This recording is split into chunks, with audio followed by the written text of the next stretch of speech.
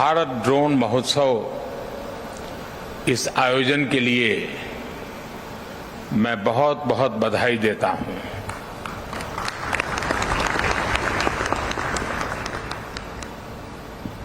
मैं देख रहा हूं कि सभी वरिष्ठ लोग यहां मेरे सामने बैठे हैं।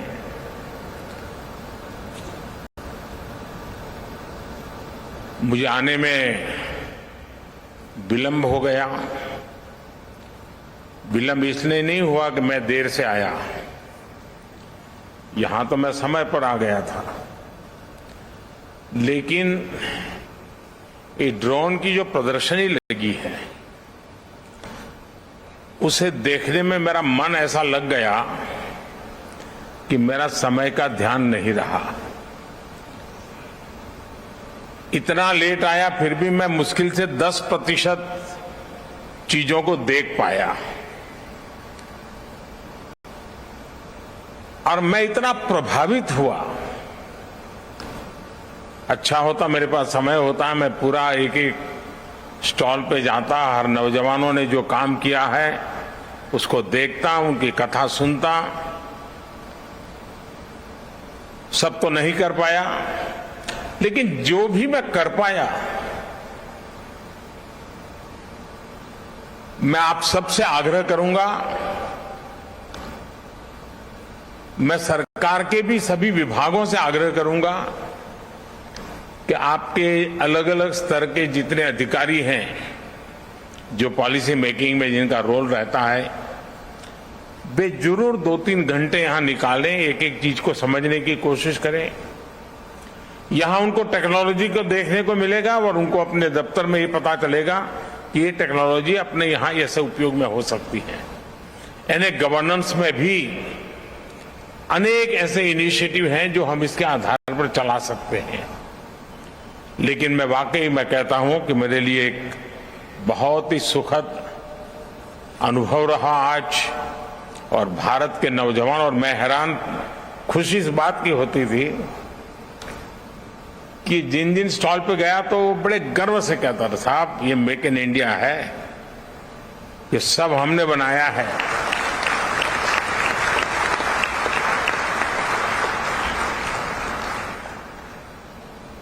साथियों, इस महोत्सव में देश के अलग अलग हिस्सों से आए हमारे किसान भाई बहन भी हैं, ड्रोन इंजीनियर भी हैं, स्टार्टअप्स भी हैं, विभिन्न कंपनियों के लीडर्स भी यहां मौजूद हैं। और 2 दिनों में यहां हजारों लोग इस महोत्सव का हिस्सा बनने वाले हैं, मुझे पक्का विश्वास है। और अभी एक तो मैंने प्रदर्शनी भी देखी, लेकिन जो एक्चुअली ड्रोन के साथ अपना कामकाज चलाते हैं, और उसमें कई युवा किसानों से मुझे मिलने का मौका मिला जो खेती में ड्रोन टेक्नोलॉजी का उपयोग कर रहे हैं। मैं उन युवा इंजीनियर से भी मिला जो ड्रोन टेक्नोलॉजी को प्रोत्साहित कर रहे हैं।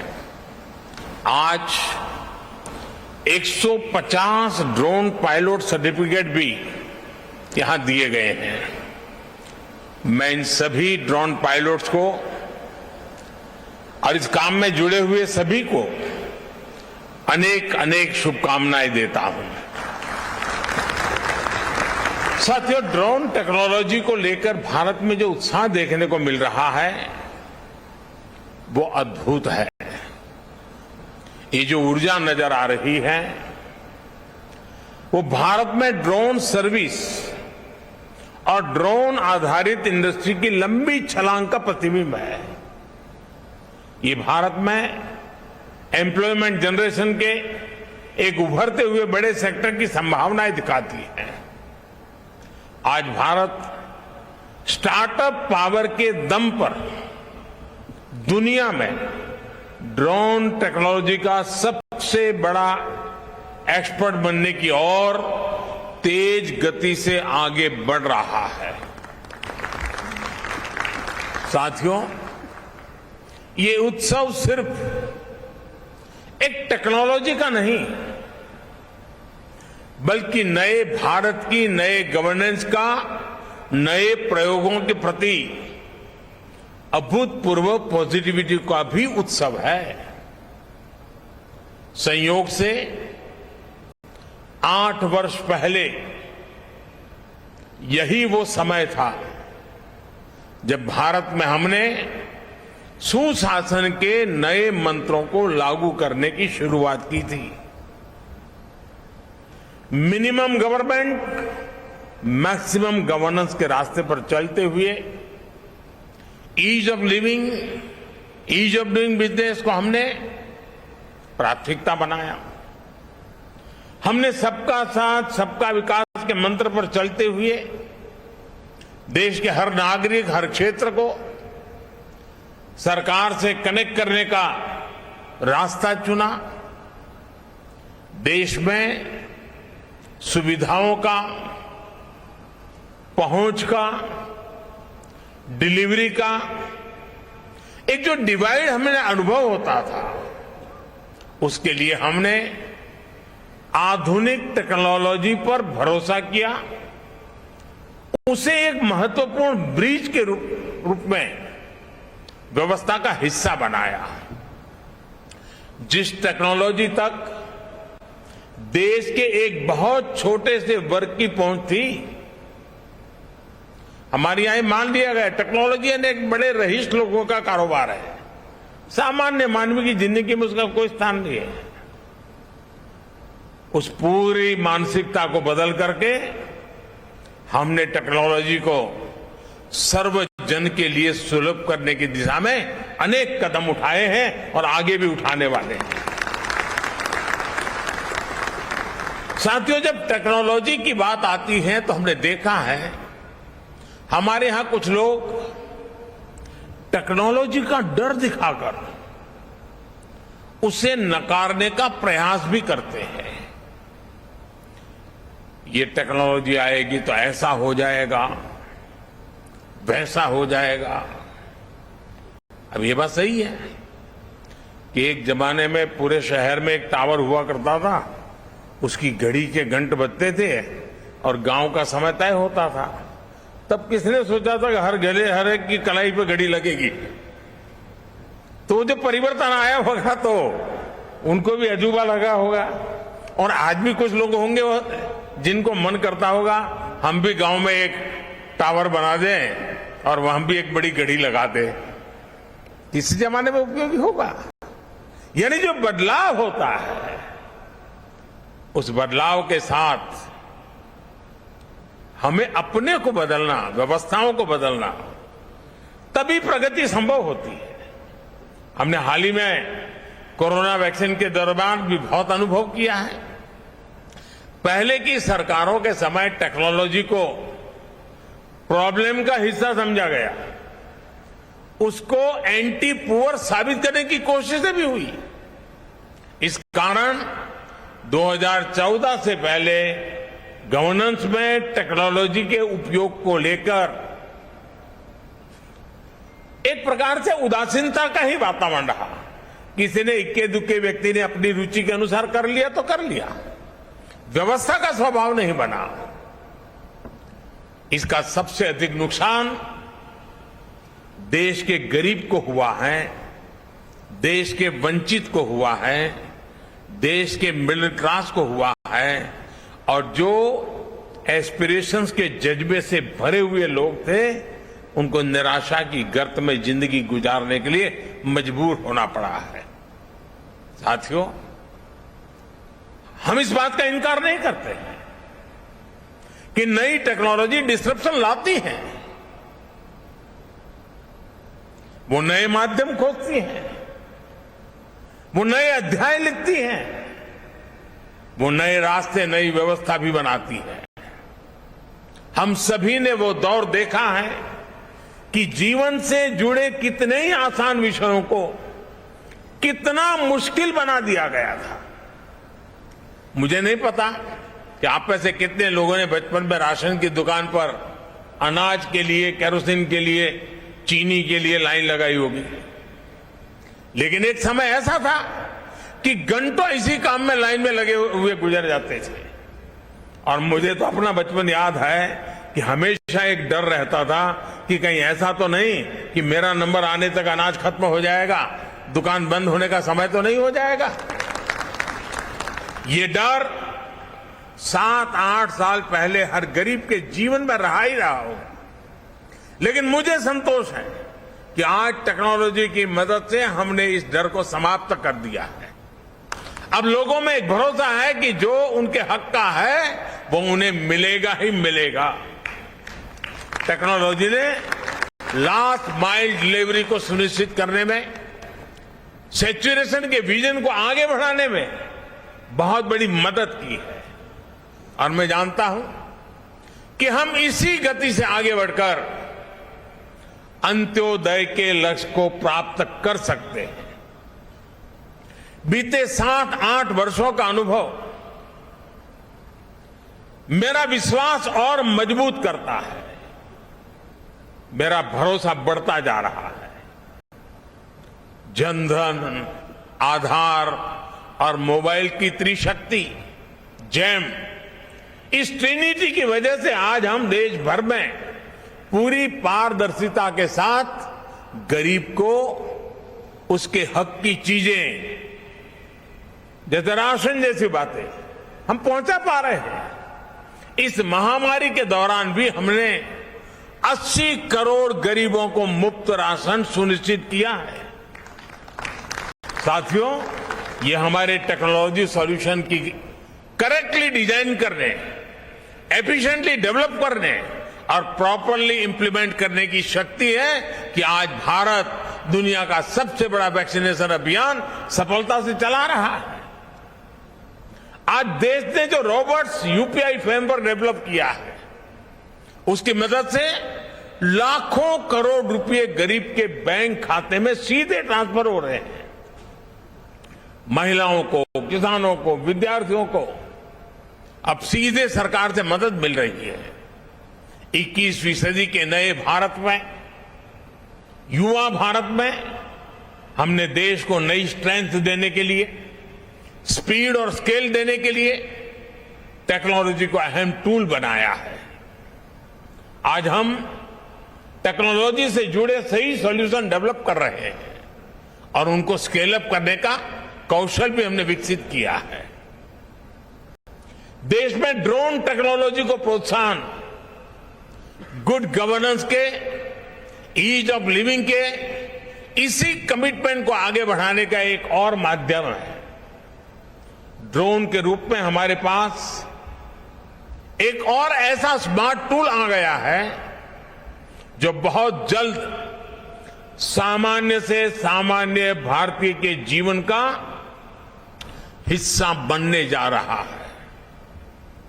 हमारे शहर हो या फिर देश के दूर दराज गांव देहात वाले इलाके, खेत के मैदान हो या फिर खेल के मैदान, डिफेंस से जुड़े कार्य हो या फिर डिजास्टर मैनेजमेंट, हर जगह ड्रोन का इस्तेमाल बढ़ने वाला है।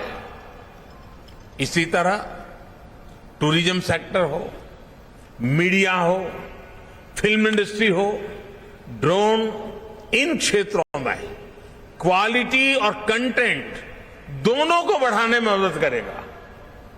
अभी जितना इस्तेमाल हो रहा है ड्रोन का, उससे कहीं ज्यादा इस्तेमाल हम आने वाले दिनों में देखने वाले हैं। मैं सरकार में हर महीने एक प्रगति कार्यक्रम चलाता हूं। सभी राज्यों के मुख्य सचिव स्क्रीन पर होते हैं टीवी के, और अनेक विषयों की चर्चा होती है।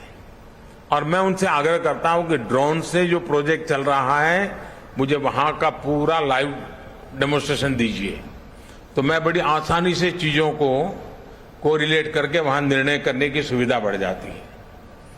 जब केदारनाथ का पुनर्निर्माण का काम शुरू हुआ, अब हर बार तो मेरे लिए केदारनाथ जाना मुश्किल था, तो मैं रेगुलरली केदारनाथ में कैसे काम चल रहा है, कितनी तेज गति से, तो वहां से ड्रोन के द्वारा रेगुलर मेरे दफ्तर में बैठ करके उसकी जब भी रिव्यू मीटिंग होती थी तो मैं ड्रोन की मदद से केदारनाथ के डेवलपमेंट के काम को रेगुलर मॉनिटर करता था।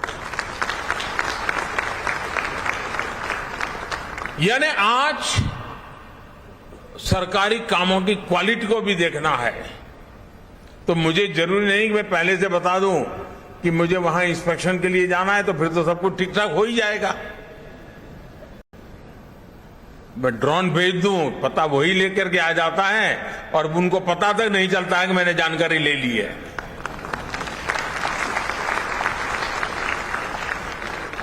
साथियों, गांव में भी किसान के जीवन को आधुनिक सुविधाजनक अधिक संपन्न बनाने में भी ड्रोन टेक्नोलॉजी महत्वपूर्ण भूमिका निभाने वाली है। आज गांवों में अच्छी सड़कें पहुंची हैं, बिजली पानी पहुंचा है, ऑप्टिकल फाइबर पहुंच रहा है, डिजिटल टेक्नोलॉजी का अभूतपूर्व विस्तार हुआ है। लेकिन फिर भी गांव में जमीन से जुड़े, खेती से जुड़े अधिकतर काम के लिए पुराने सिस्टम से काम चलाना पड़ता है। उस पुराने सिस्टम में हर प्रकार का वेस्टेज है, परेशानियां भी बहुत है और प्रोडक्टिविटी तो पता नहीं, तय नहीं कर पाते कुछ हुआ कि नहीं हुआ। इसका सबसे अधिक नुकसान हमारे गांव के लोगों को होता है, हमारे किसानों को होता है और उसमें भी ज्यादा हमारे छोटे किसानों को होता है। छोटे किसान की जमीन और उसके संसाधन इतने नहीं होते कि वो विवादों को चुनौती दे पाए और कोर्ट कचहरी के अंदर चक्कर काट पाए। अब देखिए, लैंड रिकॉर्ड से लेकर सूखा, बाढ़ राहत में, फसल के डैमेज तक हर जगह रेवेन्यू डिपार्टमेंट के कर्मचारियों पर ही व्यवस्था निर्भर है। ह्यूमन इंटरफेस जितना अधिक है उतना ही अधिक भरोसे की भी कमी हो जाती है और उसी में से विवाद पैदा होते हैं। विवाद होते हैं तो समय और धन की बर्बादी भी होती है। इंसान के अंदाजे से आकलन होते हैं तो उतना सटीक अंदाजा भी नहीं लग पाता।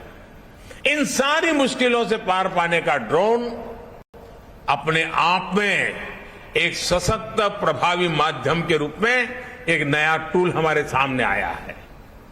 साथियों, ड्रोन टेक्नोलॉजी कैसे एक बड़ी क्रांति का आधार बन रही है, इसका एक उदाहरण पीएम स्वामित्व योजना भी है। इस योजना के तहत पहली बार देश के गांवों की हर प्रॉपर्टी की डिजिटल मैपिंग की जा रही है। डिजिटल प्रॉपर्टी कार्ड लोगों को दिए जा रहे हैं। इसमें ह्यूमन इंटरवेंशन कम हुआ है और भेदभाव की गुंजाइश खत्म हुई है। इसमें बड़ी भूमिका ड्रोन की रही है। थोड़ी देर पहले मुझे भी स्वामित्व ड्रोन उड़ाने का, उसकी टेक्नोलॉजी समझने का अवसर मिला है। थोड़ी देर उसके कारण भी शायद लग गई। मुझे खुशी है कि ड्रोन की मदद से अभी तक देश में लगभग 65 लाख प्रॉपर्टी कार्ड जनरेट हो चुके हैं और जिसको ये कार्ड मिल गया है उसको संतोष है कि हां, मेरे पास मेरा जितनी जमीन है मेरे पास सही डिटेल मिल गई। पूरे संतोष के साथ उन्होंने इस बात को कहा है। वरना हमारे यहां अगर छोटी सी जगह की नपाई भी होती है तो उसमें सहमति बनाने के लिए सालों साल लग जाते हैं। साथियों, आज हम देख रहे हैं कि हमारे किसान ड्रोन टेक्नोलॉजी की तरफ तेजी से आकर्षित हो रहे हैं। उनमें एक उत्साह दिख रहा है, वो इसे अपनाने के लिए तैयार है। ये ऐसे ही नहीं हुआ है, ये इसलिए है क्योंकि पिछले 7-8 साल में जिस तरह कृषि क्षेत्र में टेक्नोलॉजी का इस्तेमाल बढ़ाया गया है, उस वजह से टेक्नोलॉजी किसानों के लिए हवा नहीं रह गई है।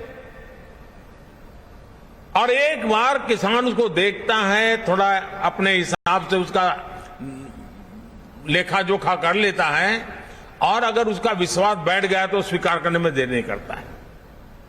अभी मैं बाहर जब किसानों से बात कर रहा था तो मध्य प्रदेश के एक इंजीनियर मुझे बता रहे थे कि मुझे तो लोग अब ड्रोन वाला कर करके बुलाते, बोले मैं इंजीनियर हुआ लेकिन अब तो मेरी पहचान ड्रोन वाले की हो गई है।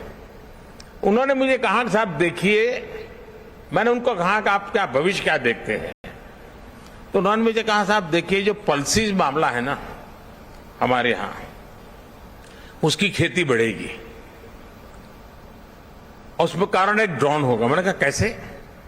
उन्होंने कहा साहब पल्सीज की खेती होती है तब उसकी फसल की ऊंचाई ज्यादा हो जाती है, तो किसान अंदर जाकर के दवाई बवाई के लिए उसका मन नहीं करता है, मैं कहां जाऊंगा, वो छिड़काव करता, आधी तो मेरे शरीर पे पड़ती है, और बोले इसलिए उस फसल की तरफ वो जाता ही नहीं है। बोले अब ड्रोन के कारण ऐसी जो फसलें हैं जो मनुष्य की ऊंचाई से भी कभी कभी ऊंची होती हैं, ड्रोन के कारण उसकी देखभाल, उसकी दवाई का छिड़काव बोले इतना आसान होने वाला है कि हमारे देश का किसान आसानी से पल्सिस की खेती की तरफ जाएगा। अब ये एक व्यक्ति गांव के अंदर किसानों के साथ जुड़ने के साथ काम करता है तो चीजें कैसी बदलाव आता है, उसका अनुभव उसका सुनने को मिलता है। साथियों, आज हम जो एग्रीकल्चर सेक्टर में टेक्नोलॉजी को लाने का प्रयास किए, सॉइल हेल्थ कार्ड, ये अपने आप में हमारे किसानों के लिए बहुत बड़ी ताकत बन के उभरा है। और मैं तो चाहूंगा जैसे ये ड्रोन की सेवाएं हैं, गांव गांव सॉइल टेस्टिंग की लैब बन सकती है, नए रोजगार के क्षेत्र खुल सकते हैं और किसान अपना हर वर्ष सॉइल टेस्टिंग करा करके तय कर सकता है कि मेरी मिट्टी में ये आवश्यकता है, ये जरूरत है। माइक्रो इरिगेशन, स्प्रिंकलर, ये सारी बातें आधुनिक सिंचाई व्यवस्था का हिस्सा बन रही है। अब देखिए फसल बीमा योजना, अब फसल बीमा योजना के अंदर सबसे बड़ा काम हमारी जीपीएस जैसी तकनीक का उपयोग हो, इनाम जैसी डिजिटल मंडी की व्यवस्था हो, नीम कोटेड यूरिया हो, या फिर टेक्नोलॉजी के माध्यम से सीधे किसानों के खाते में पैसा जमा करने की बात हो। बीते 8 साल में जो ये प्रयास हुए हैं उसने किसानों का टेक्नोलॉजी के प्रति भरोसा बहुत ज्यादा बढ़ा दिया है। आज देश का किसान टेक्नोलॉजी के साथ कहीं ज्यादा कंफर्टेबल है, उसे ज्यादा आसानी से अपना रहा है। अब ड्रोन टेक्नोलॉजी हमारे कृषि सेक्टर को दूसरे लेवल पर ले जाने वाली है। किस जमीन पर कितनी और कौन सी खाद डालनी है, मिट्टी में किस चीज की कमी है, कितनी सिंचाई करनी है, ये भी हमारे यहां अंदाजे से होता रहा है। ये कम पैदावार और फसल बर्बाद होने का बड़ा कारण रहा है। लेकिन स्मार्ट टेक्नोलॉजी आधारित ड्रोन यहां भी बहुत काम आ सकते हैं। यही नहीं, ड्रोन ये भी पहचानने में सफल होते हैं कि कौन सा पौधा, कौन सा हिस्सा बीमारी से प्रभावित है, और इसलिए वो अंधाधुंध स्प्रे नहीं करता बल्कि स्मार्ट स्प्रे करता है। इससे महंगी दवाओं का खर्च भी बचता है। यानी ड्रोन तकनीक से छोटे किसान को ताकत भी मिलेगी, तेजी भी मिलेगी और छोटे किसान की तरक्की भी सुनिश्चित होगी। और आज जब हम आजादी का अमृत महोत्सव मना रहे हैं तो मेरा भी यही सपना है कि भारत में हर हाथ में स्मार्टफोन हो, हर खेत में ड्रोन हो और हर घर में समृद्धि हो। साथियों, हम देश के गांव गांव में हेल्थ एंड वेलनेस सेंटर्स का नेटवर्क सशक्त कर रहे हैं, टेलीमेडिसिन को प्रमोट कर रहे हैं, लेकिन गांवों में दवाओं और दूसरी सामान की डिलीवरी एक बड़ी चुनौती रही। इसमें भी ड्रोन से डिलीवरी बहुत कम और बहुत कम समय में और तेज गति से डिलीवरी होने की संभावना बनने वाली है। ड्रोन से कोविड वैक्सीन की डिलीवरी से इसका फायदा हमने अनुभव भी किया है। ये दूर सुदूर के आदिवासी, पहाड़ी, दुर्गम क्षेत्रों तक उत्तम स्वास्थ्य सेवाएं पहुंचाने में बहुत मददगार सिद्ध हो सकता है। साथियों, टेक्नोलॉजी का एक और पक्ष है जिस पर मैं आपका ध्यान जरूर आकर्षित करना चाहता हूं। पहले के समय में टेक्नोलॉजी और उससे हुए इन्वेंशन एलिट टास्क के लिए माने जाते थे। आज हम टेक्नोलॉजी को सबसे पहले मासिस को उपलब्ध करा रहे हैं। ड्रोन टेक्नोलॉजी भी एक उदाहरण है। कुछ महीने पहले तक ड्रोन पर बहुत सारे रिस्ट्रिक्शन थे। हमने बहुत ही कम समय में अधिकतर रिस्ट्रिक्शन को हटा दिया है। हम पीएलआई जैसी स्कीम के जरिए भारत में ड्रोन मैन्युफैक्चरिंग का एक सशक्त इकोसिस्टम बनाने की तरफ भी बढ़ रहे हैं। टेक्नोलॉजी जब मासिस के बीच में जाती है तो उसके इस्तेमाल की संभावनाएं भी ज्यादा से ज्यादा बढ़ जाती है। आज हमारे किसान, हमारे स्टूडेंट, हमारे स्टार्टअप ड्रोन से क्या क्या कर सकते हैं, इसकी नई नई संभावनाओं को तलाशने लगे हुए हैं। ड्रोन अब किसानों के पास जा रहा है, गांव में जा रहा है, तो भविष्य में विभिन्न कार्यों में ज्यादा इस्तेमाल की संभावना भी बढ़ी है। आप देखिएगा, अब शहरों में ही नहीं, गांव देहात में भी ड्रोन के तरह तरह के उपयोग निकलेंगे। हमारे देशवासी इसमें और इनोवेशन करेंगे। मुझे विश्वास है आने वाले दिनों में ड्रोन टेक्नोलॉजी में और एक्सपेरिमेंट होंगे, इसके नए नए इस्तेमाल होंगे। साथियों, भारत की ऐसी ही संभावनाओं, ऐसी ही स्केल को टैप करने के लिए आज मैं देश और दुनिया के सभी इन्वेस्टर्स को फिर आमंत्रित करता हूं। ये भारत के लिए भी और दुनिया के लिए भी यहां से बेहतरीन ड्रोन टेक्नोलॉजी के निर्माण का सही समय है। मैं एक्सपर्ट से, टेक्नोलॉजी की दुनिया के लोगों से भी अपील करूंगा कि ड्रोन टेक्नोलॉजी का ज्यादा से ज्यादा विस्तार करें, उसे ज्यादा से ज्यादा लोगों तक लेकर जाएं।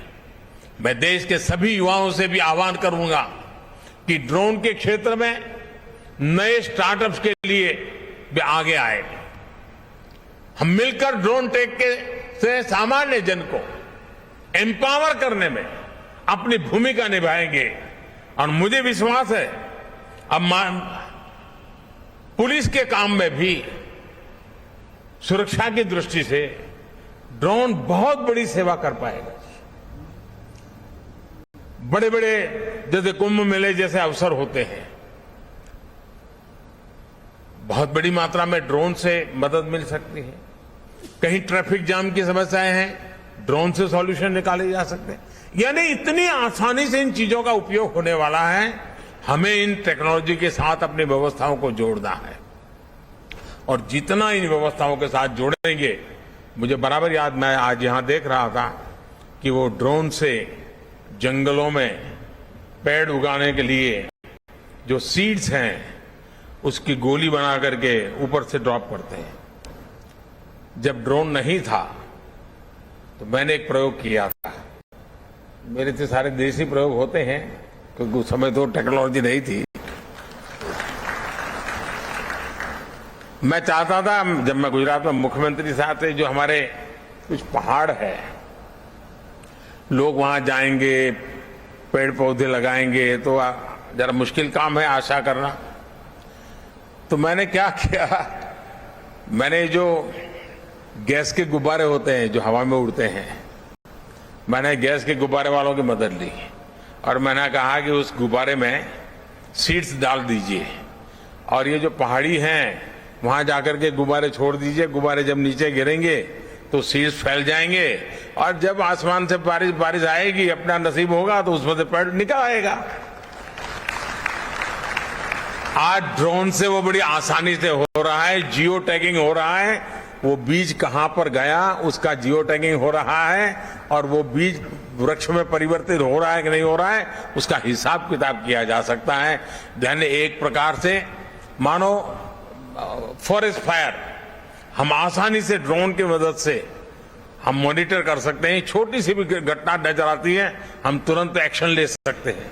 यानी कल्पना बाहर की चीजें हम उसके द्वारा कर सकते हैं, हमारी व्यवस्थाओं को विस्तार कर सकते हैं। मुझे विश्वास है कि आज ये ड्रोन महोत्सव जिज्ञासा की दृष्टि से तो अनेकों को काम आएगा ही आएगा, लेकिन जो भी इसको देखेंगे जरूर कुछ नया करने के लिए सोचेंगे, जरूर उसमें परिवर्तन लाने के लिए प्रयास करेंगे, व्यवस्थाओं में जोड़ने के लिए प्रयास करेंगे और अल्टीमेटली हम टेक्नोलॉजी ड्रिवन डिलीवरी हम बहुत तेजी से कर पाएंगे। इस विश्वास के साथ मैं फिर से एक बार आप सबको बहुत बहुत शुभकामनाएं देता हूं। बहुत बहुत धन्यवाद।